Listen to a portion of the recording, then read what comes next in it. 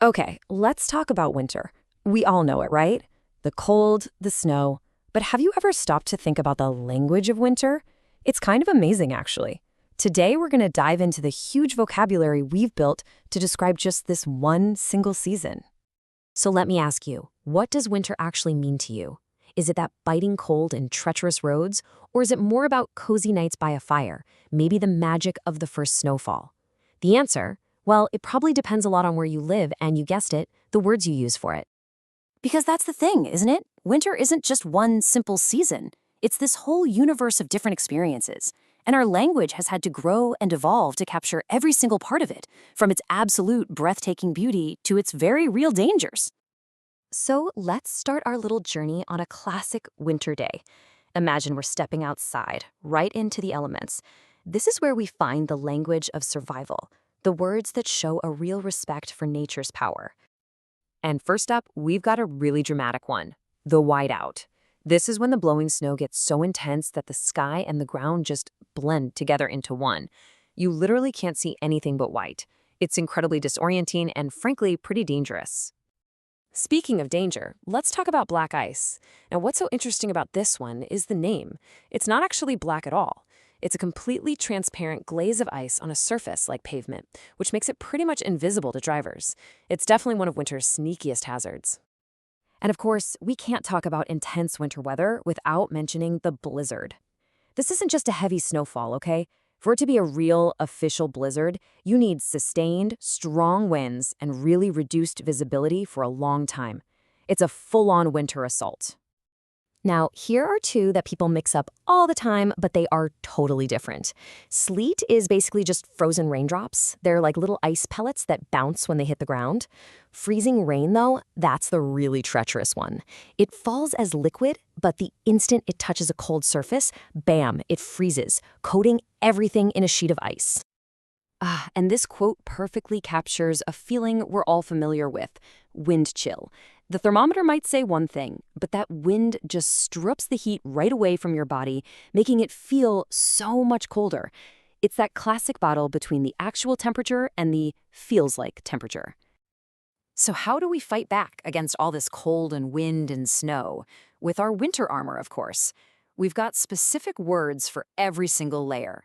Your heavy-duty parka, your waterproof snow boots, the essential scarf, and those all-important base layers like thermal underwear. Every piece has a job to do.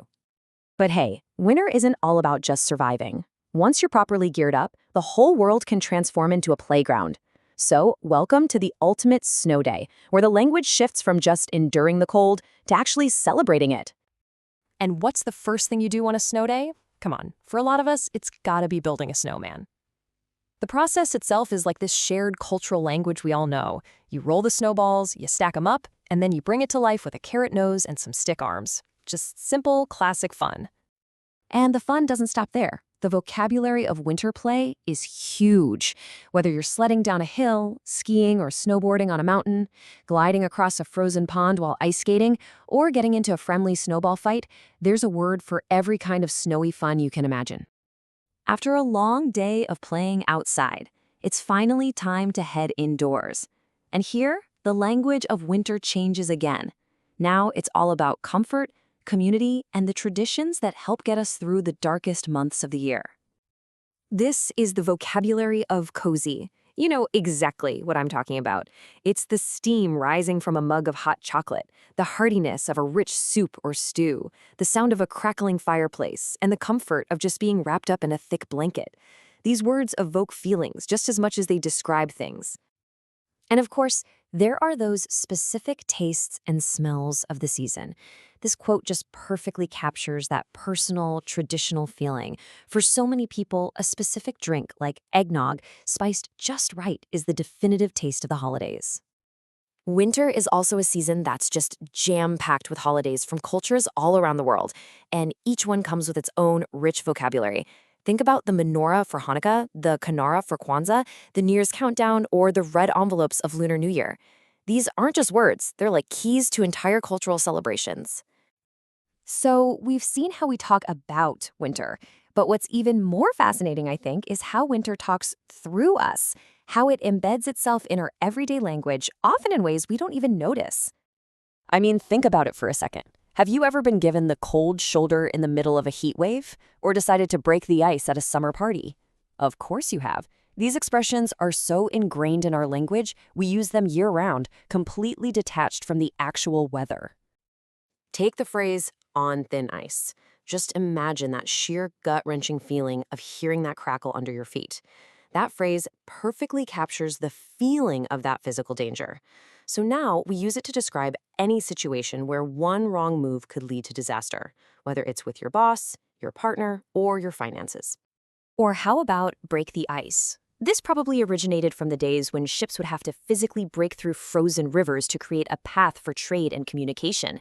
And today, we use it to describe breaking through that social stiffness at the beginning of a conversation. And what about getting cold feet? This one's fascinating because it isn't just a metaphor.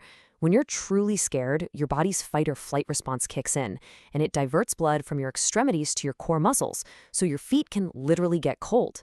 The idiom perfectly links that physical symptom of fear to the act of backing out of something you'd planned to do.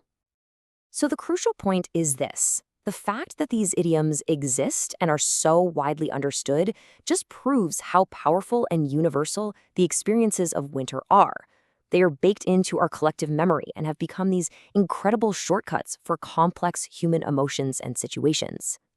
So from the danger of a whiteout to the comfort of a fireplace, from the pure joy of a snowball fight to the anxiety of being on thin ice, the language of winter is so much more than just words about the weather.